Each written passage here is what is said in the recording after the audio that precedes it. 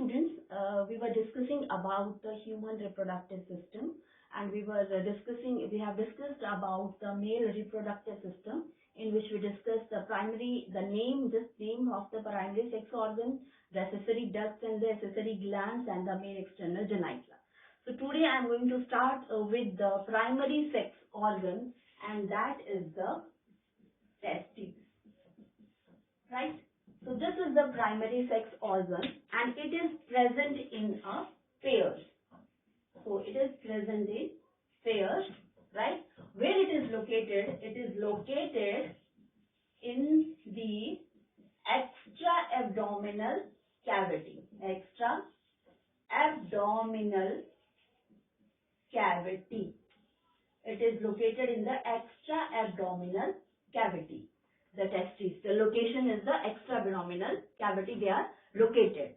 Now again, these testes are for a diagram.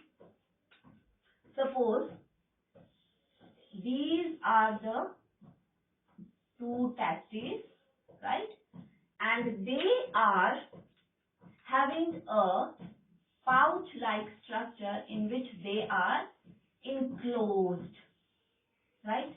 So they are enclosed in a pouch-like structure. So let me label it first. So this is a pouch-like structure which is called as scrotum, right? And this is the testes, right? So the testes are what? They are surrounded by a scrotum, a sac-like structure, a saccular structure, which is called as a scrotum, right? And where they are located? They are located, if this is the extra-abdominal cavity, so here the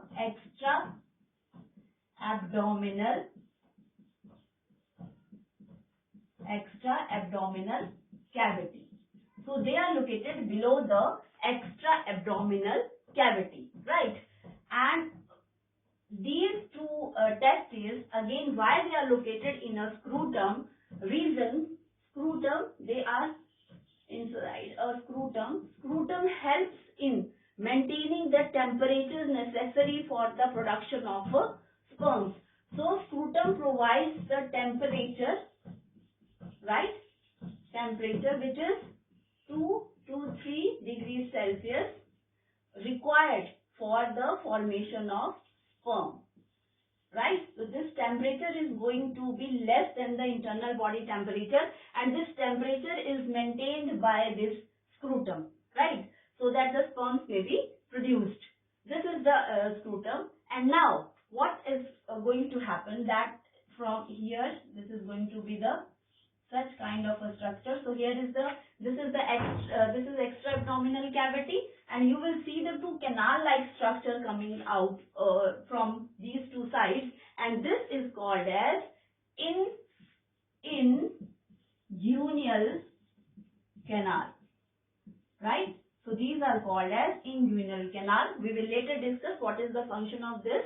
So you have to understand that if this is the extra-abdominal cavity, then the two testes are present over below the extra-abdominal cavity, right? And they are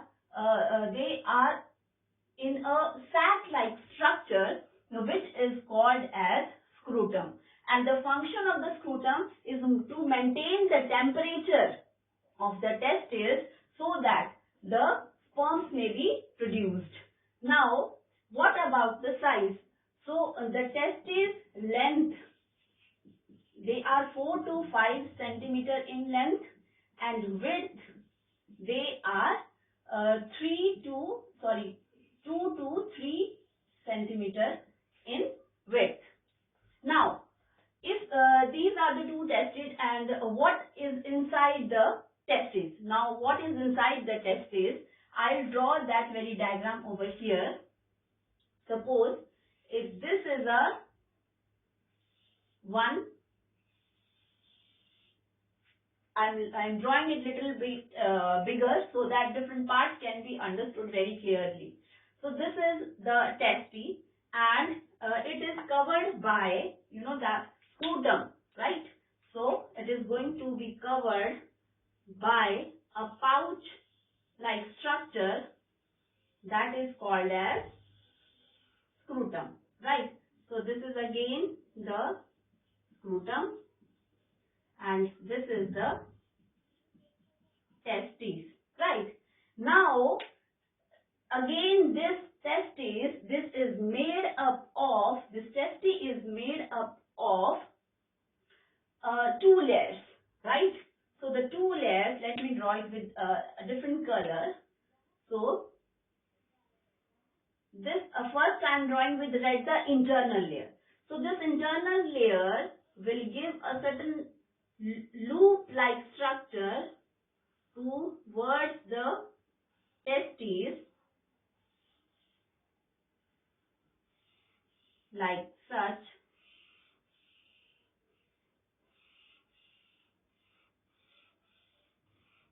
right?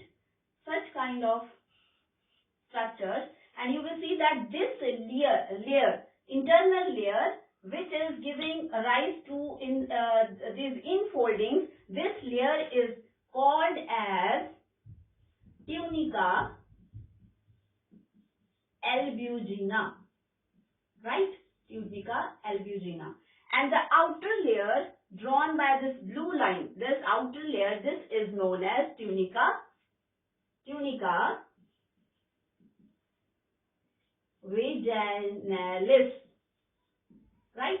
So these are the two layers. Outer is the scrotum, then this blue line, this is the outer layer, which is tunica vaginalis, and inner to it is another layer, that is tunica albuginea. And this tunica albuginea is giving rise to certain folds, right? These folds like structure, this is called as testicular septum. So this is called as testicular septum, right? So septum, why? Because it is forming a compartment, like this is the compartment. So it is acting as a septum. So this is called as testicular septum. So what is going to be inside these septums now? So they can be, these septums, these compartments can be 200 to 300 such compartments are present in a single testis, right? And from here you will see that a structure will, suppose if I am drawing over here this kind of a structure, and then it will get straightened up, okay? Again coiled structure, again it will get, right, straighten up. Let me draw it a little bit smaller. Again you will find such kind of structures in these compartments. So these are like this, and these kind of structures, they can be 1, 2, 3 in number in each of the septum. So likewise you are going to have so many structures like this. Let me draw it for the better understanding. So there can be so many such, what you can see that this very compartments, the compartments which are separated by the testicular septum. So this is the one septum, this is the another septum. In between this septum, there is a certain coiled or we can say coiled structure, or a structure having certain loops, and after some point it is going to be flat. It is going to be straight instead of loop structure. So this is called as seminiferous tubules, right? So what is this? These structures, these are called as seminiferous tubules, right? Now what will happen, that these seminiferous tubules, they will open into a common duct, right? So this is going to happen. They will join, like this, they will join like this, and they will form a duct. All these will join and they will form a duct, like this, a common duct. You can see that from here seminiferous tubules, what is going to happen over here is the sperm formation is going to take place. Now the sperms are produced over here. They will be taken to this loop, this straight structure. From here, all the sperms will move to this common duct, right? And this common duct is again called as rete testis. So this common duct is called as rete testes, right?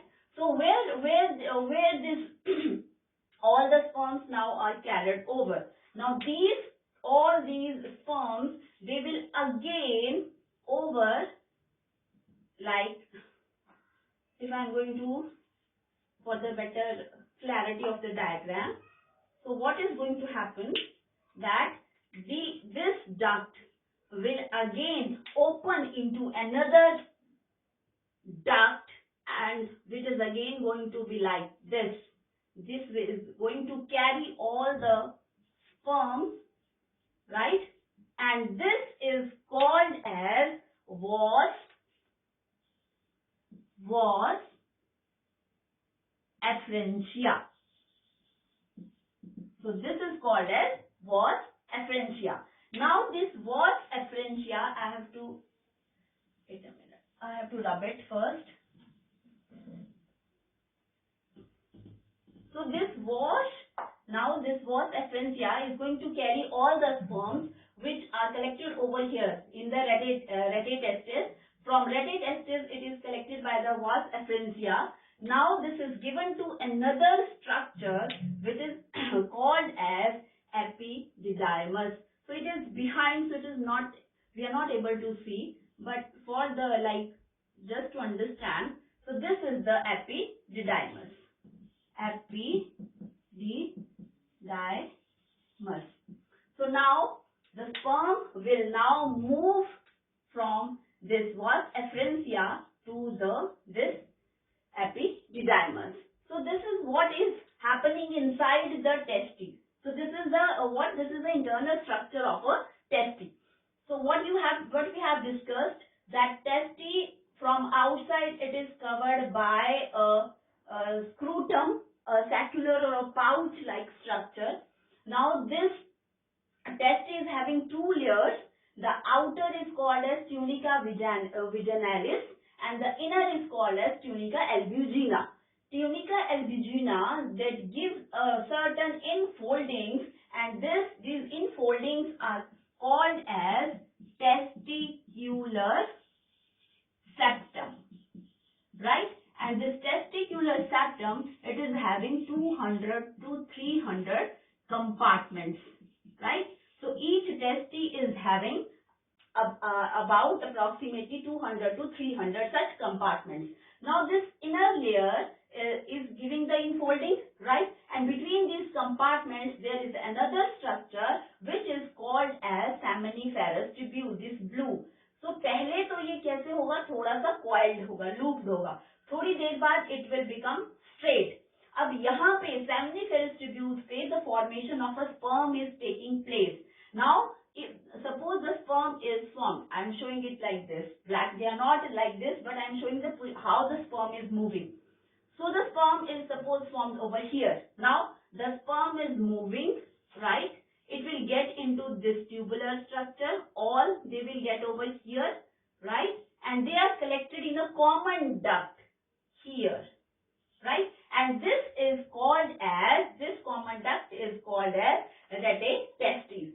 Now from here, the sperms will be again collected by another duct which is called as vasa efferentia, right? So it is called as vasa efferentia. Now from vasa efferentia, again the sperms are carried over to next duct or next structure which is called as epididymis. So this is the structure of a testis. Now we are done with the structure of a testis. Now we will see that if we take a sectional view of this seminiferous tubule, then what we will see.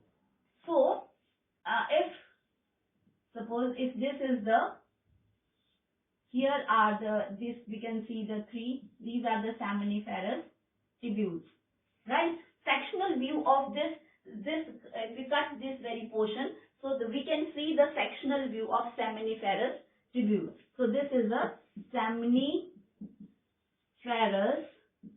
tubule, right? So seminiferous tubule, again, it is having, so here we will see that this is if this is a structure, it is having a two type of cell. One I'm making first, that is the cuboidal cells, right?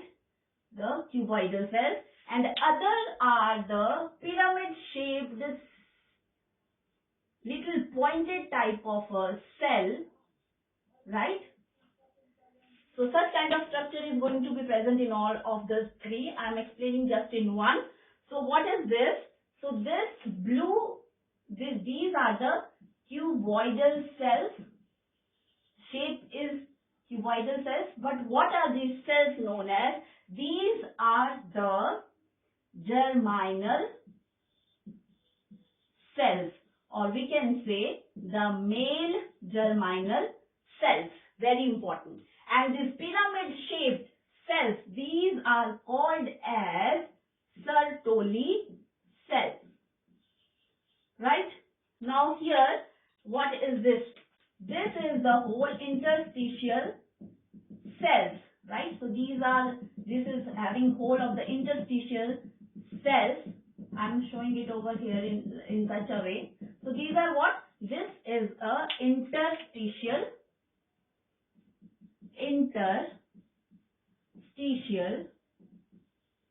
cells, right? Now these, interstitial fluid, this is the interstitial fluid.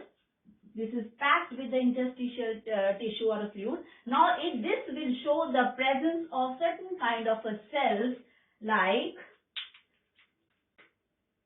a group of certain kind of a cells are going to be present like this. And these specific cells are called as Leydig cells.